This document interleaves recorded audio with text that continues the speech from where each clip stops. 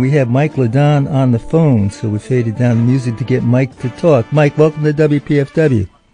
Oh, man, thanks for having me, Rusty. Pleasure. Absolute pleasure for me, too. So you were gigging tonight. Where were you playing? At a place called the Cellar Dog.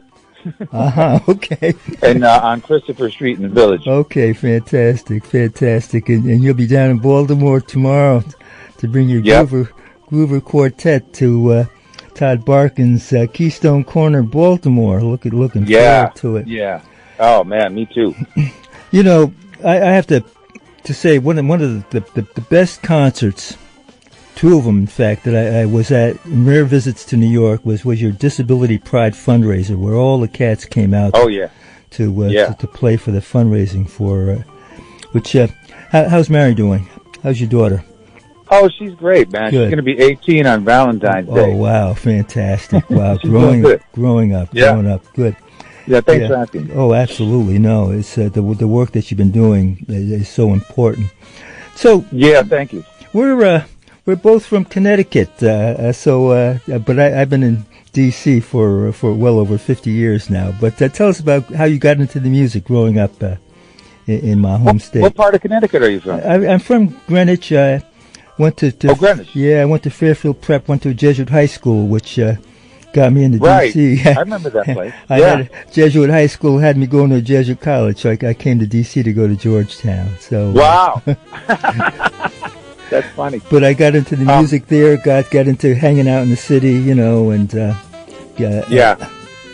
So tell us about how you got into it. Well, my dad was a jazz musician. And he owned a music store called Ledonne's Music Box, and we used to play. He let me play every instrument in the place, and by 10 years old, I had a little band, an organ trio, believe it or not. Wow! And we used to play like James Brown and stuff like that. And we would rehearse in the basement, and we would open the windows, and then the kids in the neighborhood would come by and dance. And that's what got me into it. Really, was the dancing. You got into organ before you started piano? No, I started piano before that. Oh, okay. When I was about 5 years old, I was playing piano. Okay. But 10, I was playing organ, and I had my little group. Wow. But it was a great place to grow up in the music store in Bridgeport, you know, which is kind of a soulful town. Sure. So yeah, that's what got me into it, and I'm still right there. Like that's why I like the Groover Quartet, because you know, I feel like we put out that same kind of dance feeling that I like to put out that makes people move. That's what got me into it in the first place. You know, that's really what I enjoy the most, is to see people grooving along. You know, absolutely. That's my joy. You know, and it's got to swing, as you always point out, you know, and absolutely. But your professional career is primarily as a pianist, worked with some top-notch musicians. How did you hook up with them? Well, for the first 25 years, it was, you know, and I played with Mill Jackson, and I played with Benny Goodman. Oh, wow, okay. And you know, and I played with Bobby Hutcherson and Benny Golson for over 20 years. I played with Bags for about 11, 12 years, and all kinds of people.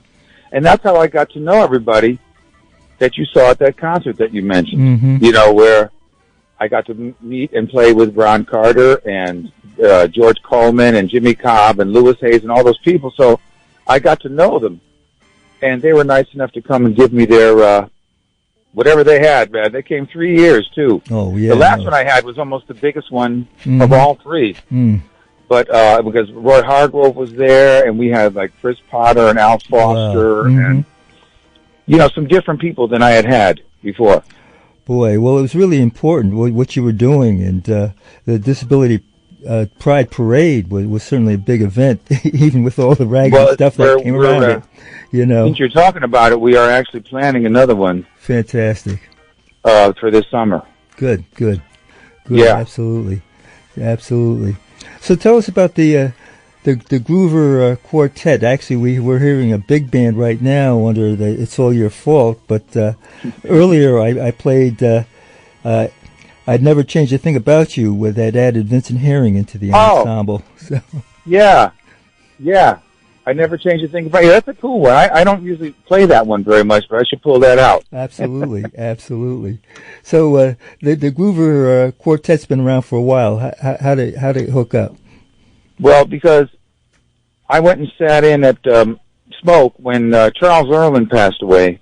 Mm-hmm. He had a memorial, and a friend of mine asked me to come by. Jim Rotundi called me and said to come by and play some organ because he knew I played organ. So I played a tune, and Paul heard me, and then he gave me a series of Tuesday nights, which turned into 20 years of Tuesday nights. Wow. And it was a long. He's still not open again, unfortunately, but he will be. But it was a hell of a thing. And then I started playing there, and people were coming in saying, I didn't know you played organ. Wow, they were surprised. Mm-hmm. Now, 20 years later, I believe I have plenty of people who say, I hear you play some piano. Right. Yeah, that's no lie. That's how things have changed, because some people only know me as an organ player. Mm-hmm. Mm-hmm. And don't know and then, I turn them on to the piano stuff. And, of course, I'm still doing piano stuff. I'm still recording on it. I've been playing mostly piano during this whole COVID nonsense. And I've asked everybody that I've interviewed, and Todd's had just about everybody's coming through the club call me up for a conversation. And I've asked everybody, what did you do when everything was shut down during that first year of COVID? Mm-hmm. What did you do? How did you handle it? What did I do? Yeah. Oh, well, we had to stay home because they shut New York City completely down. Right, so we were just, homeschooling, Zoom schooling my daughter. Mm-hmm. And my wife is a teacher, so she was Zoom schooling in another room. So there was a lot of Zoom schooling. Okay, wow. Yeah. And what were you doing musically? How were you keeping everything together? Oh, I pulled out my old books, man. My books that I used to practice out of, these etudes things, on the piano, because I figured you can putz around and play stuff at home, but to keep your hands together, that's another obstacle when you're not playing. Sure. So sure. I actually practice. Mm-hmm. I'm a practicer, although I would love to practice more, but with my daughter there, I'm lucky to get in, a little here and there. Sure, absolutely. But not like the old days. But anyway, yeah, so that's what I did. I practiced, and, I listened to a ton of music, and I got into, got into Bud Powell, of all things. Uh-huh. And I was discovering all these voicings I didn't know and listening to his arrangements. He's such a genius. And the stuff that he played, like Glass Enclosure and these intros and endings that he put on tunes, just amazing stuff, man. So and I heard Barry. I used to go to Barry's class, and somebody gave me a recording of Barry Harris playing for Bud Powell at the Baroness's house. It's some kind of a booth, and it is awesome. It is just awesome, boy. So that's what got me into it. I heard Barry do it, and I was like, man, I got to learn all those deep colors that Bud Powell had in his voicings. Mm-hmm. So that has nothing to do with the organ. No, absolutely no. But it's both. That's what I do. And then the organ, I just sit down. I just sat down to the organ and played it. I never really took lessons or all the stuff I did on the piano, which is very disciplined. Organ has kind of been something I've done for fun, for myself, for years, since I was 10. Yeah. And, but I still find it really, really fun. And, but that gig at Smoke really got me together. Absolutely. No. Playing 3 sets every single Tuesday. And you get some of the same people. I had people that came every single Tuesday for the whole 20 years. Jeez, boy. Yeah. So you've been, getting your recordings out on the Savant label, part of the Muse, High Note. Joe Fields. I go back to Joe's. I know. Joe's I son do keeping it going too. It's so good to see this label. It's really one of the best labels around. It should get better recognition because they're very consistent in terms of the artists like yourself that you put out. Thank you. Well, I wish they would too, but I think they have a pretty damn good reputation. Yeah, absolutely. They're known as people know they put out quality stuff. Sure. And they stuck by me, I must be on that label for at least 20 years. Absolutely. They've been consistent in getting the material out to folks like me so I can get it on the airwaves, and. Yeah, I know. Well, they're old school, man. Anybody who's still making CDs, I can't even sell my CDs at my gigs anymore. People don't have CD players. They don't. I know, it's hard. Folks, the product, the hard copy with liner notes.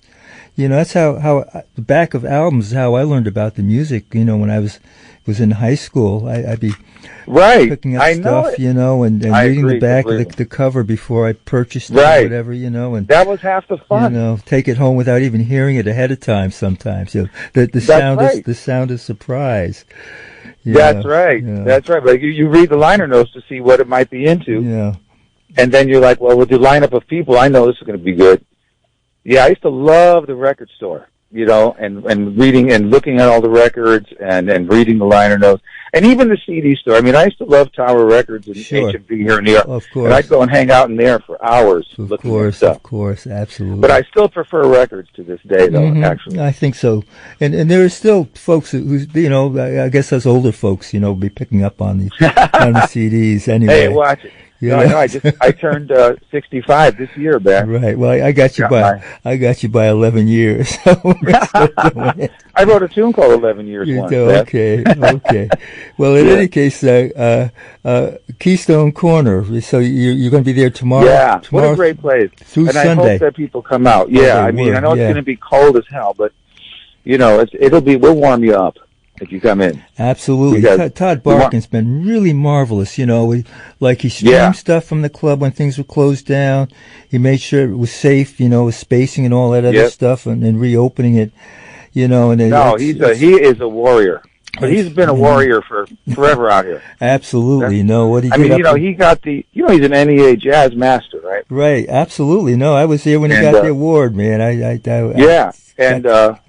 He really is an advocate. I mean, sometimes I kind of curl up my nose at that advocacy award because there's so many musicians who haven't gotten the award yet. Sure. And it seemed like they're trying to find somebody else to give it to. I know. I understand that. But to put that aside for a moment, and to say that Todd really deserves it, and because he really is an advocate for this music. Absolutely. Got to give hardcore.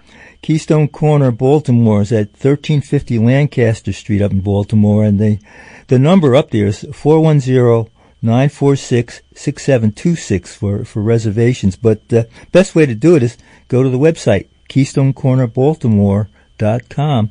And Keystone Corner is all with K's. Got to mention that the corner is also with a K. Right.